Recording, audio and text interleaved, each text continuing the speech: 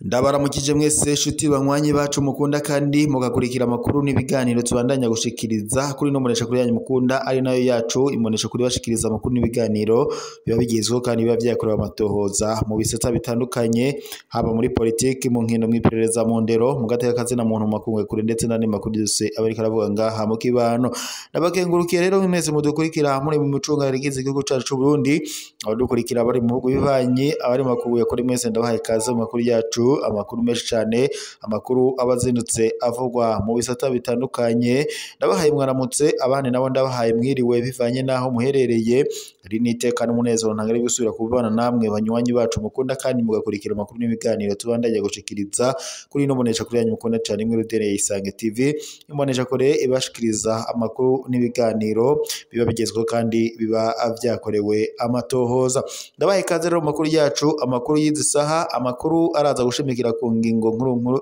zikurikira aho tuza kunyarukira mu gisata ca politiki tukarabira hamwe ibimaze iminsi bivugwa mu gihugu kibanyi c'u Rwanda aho hamaze iminsi humvikanwa amakuru ku mbuga ngurukana bumenyi bavuga ko umukuru w'igihugu c'u Rwanda Paul Kagame yoba yararyamiye ukuboko kw'abagabo ivi byose turaza kubigaruka ku buryo bw'idonido turaza no kurabira hamwe ibyashikirijwe na Apotre Isidore Mbayahaga ku bijanye n'ivugwa ry'urupfu rw'umukuru w'igihugu c'u Rwanda Paul Kagame ni mu gihe kandi perezida w'u Rwanda Paul Kagame mu minsi iheze yakiriye mugenzi we wa Nigeria Obasanjo aho rero bariko baraganirira ngaha mu gihugu kibanye c'u Rwanda muri village Rugwiro ivyo byose turaza kubigaruka ko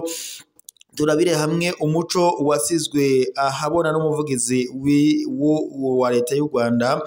Yoranda Makoro nyuma yuko hasohotse amajambo avuga ko umukuru w'igihugu c'u Rwanda Paul Kagame yoba yararyamiye ukuboko kw'abagabo ivi byose turaza kubigaruka ko ku buryo bw'idonido mu makuru yacu turaza kandi kugaruka kuri ko biravugwa muri kapisi yo ngaha mu Burundi imutanga hariko haravugwa ipfu z'abana aho ndetse bivuga ko hari uruyoya rwatowe muri iyi kapisi ndetse ibi byose turaza kubigaruka ko ku buryo bw'idonido turaza no kunyarukira kandi mu makuru ariko aravugwa ngaha mu Burundi n'ubundi aho mu ntara ya Cibitoke habandanya hibonekeza ibiziga bitandukanye ndetse binagaragara ko iyi ntara ibandanije kugaragaramwo ibiziga byinshi cyane bikaba rero biteye amakenga abanyagihugu aha rero hari mu makuru yacu ku buryo bw'ipfunyafunyo mu kanya ku buryo bw'idonido turagaruka tuyabashikiriza gusa ico ndabibutsa mubanza mupfyonde sabone ndetse na partage kugira muze muraba bambere kubona amakuru y'ibiganiro tubandanya gushikiriza kuri no munesha kuri yanyu mukunda cyane imwe rudende ya Isange TV reka rasubire ndabahe kaze mu makuru yacu y'akanya amakuru yuta cyane n'amakuru ku buryo bw'idonido tugira duhere kubiko biravugwa ngaha mu karere k'ibiyaga binini aho tugiye guhera mu gihugu kibanyi c'u Rwanda nyuma yuko hasotse ibihuha bivuga ko umukuru w'igihugu c'u Rwanda Paul Kagame ngo yoba yararyamiye ukuboko kw'abagabo ndetse aho byanavuga ko ngo yoba yari yajanywe mu gihugu c'u Budage aho yaragiye kuvurirwayo gusa ejo bundi yagaragaje amafoto cyangwa se hagaragaye amasanamu umukuru w'igihugu c'u Rwanda Paul Kagame yasuwe na mugenzi wa Nigeria Obasanjo aho bariko baraganira muri village Rugwiro nyine ikaba rero ari inyubako umukuru w'igihugu c'u Rwanda Paul Kagame yakiriramwo ingenzi nyuma yuko kandi umuvugizi wa leta y'u Rwanda Yoranda Makoro nawe atangaje ko umukuru w'igihugu c'u Rwanda Paul Kagame ari muzima atakibazo afise ahubwo ko ngo yoba yari yafashe akaruhuko nyuma rero y'ibihuha byari bimaze imisi ivyumvikana ku mbuga ngurukana bumenyi bavuga ko umukuru w'igihugu c'u Rwanda Paul Kagame yoba yararyamiye ukuboko kw'abagabo kuri ubu rero byose byamaze gushigwa ahabona nyuma yuko umukuru w'igihugu c'u Rwanda Paul Kagame yakiriye nyene mugenzi wa Nigeria Obasanjo ndetse bakanaganira mu byerekeranye n'imigenderanire ndetse n'umuvugizi wa leta y'u Rwanda nawe agaca ashira ko umucyo ko umukuru w'igihugu c'u Rwanda Paul Kagame ari muzima ahubwo yoba yari yafashe akaruhuko ibi kandi biruko mu gihe Isidore Mbayahaga nawe yasubiye kugaragaza umuco kubavugaga ibijanye n'urupfu rw'umukuru w'igihugu c'u Rwanda Paul Kagame bavuga ko yoba yararyamiye ukuboko kw'abagabo. Isidore Mbayahaga rero yikoze mu gahogo aca avuga ati nimba umuntu atariko aragaragara mu mabanga ntabwo bisigura ko aba yamaze kwitaba Imana, birashoboka ko yoba yafashe akaruhuko kandi biragaragara ko umukuru w'igihugu c'u Rwanda Paul Kagame ubu ngubu ari muzima nk'uko twavyiboneye ubwo yagiranaga ibiganiro cyangwa se yakiraga mugenzi we wa Nigeria Obasanjo maze bakaganira. Byaciye bitwereka ko umukuru w'igihugu c'u Rwanda Paul Kagame ari muzima. Aca avuga ati rero abariko barakwiragiza ibihuha ku mbuga ngurukana bumenyi ko umukuru w'igihugu c'u Rwanda yoba ngo yitavye Imana ko ari ibihuha, ahubwo ngo babihagarike kuko umukuru w'igihugu c'u Rwanda Paul Kagame akiri muzima. Ndetse n'ibimenyesha makuru bitandukanye ngaha mu gihugu kibanyi c'u Rwanda byabigarutse ko ndetse binandika ko umukuru w'igihugu c'u Rwanda Paul Kagame yoba ari muzima, ndetse yanakiriye na mugenzi we wa Nigeria Obasanjo mu misi iheze nk'uko twabishikirijwe. Naho rero tunyarukiye muri kapisi y'u Burundi Mutanga haravuga ko haraye hatowe ikiziga c'umwana. Mu kigo ca kaminuza y'u Burundi co ku Mutanga haraye hatowe ikiziga c'uruyoya inyuma y'inzu y'uburaro bw'abigeme. Ico kiziga kandi catowe ngo ku mugoroba wo kuri uyu wa 24 ruhesha umwaka, aho rero umwigeme ngo yari yagiye, aho rero umwungere yararagiye impene ari we yatanguye kukibona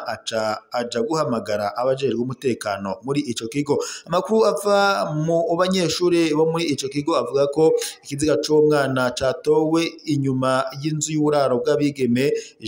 hashi witi kandi ngo yari umwana akwije ibihimba byose by'umubiri. Abajejwe umutekano baciye bajana urwo ruyoya inyuma yuko abaganga bahejeje kurusuzuma. Ivyo bikaba kandi bikiba abanyeshuri bavuga ko bataramenya neza uwagirwa n'ico caha. Uhagarariye abajejwe umutekano muri ico kigo yamenyesheje ko amatohoza yari amaze gutangura ngo kandi ko uwikekwa ngo gukora ico caha ari umwigeme yiga mu mwaka wa mbere mu gisata c'ubutunzi cyangwa se ekonomi. Ivyo bibaye mu gihe kandi atamwaka waruheze hari uwundi mwigeme akoze ibara nk'iryo muri ico kigo nyene, ariko ngo we akaba yaciye yishikana kubajejwe umutekano nk'uko bishikirizwa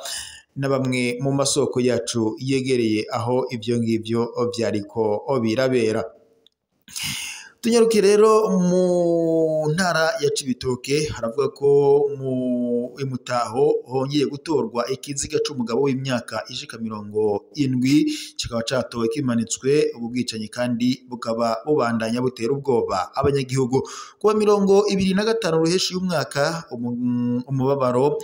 warahungabanije umutekano ndetse n'umutumba wa Kanyinya muri komine Mutaho y'intara ya Gitega hagati mu Burundi, inyuma y'itorwa ry'ikiziga ca Ndereyimana umugabo w'imyaka 67 yasanzwe amanitse mu nzu iwiwe kuva kane kuva nyene kwigenekerezo rya 25 ruheshi uyu mwaka hafi isaha 10 z'umuhingamo. Ubwo bwicanyi kubw'umwe mu babibonye bavuga ko byari biboneka ko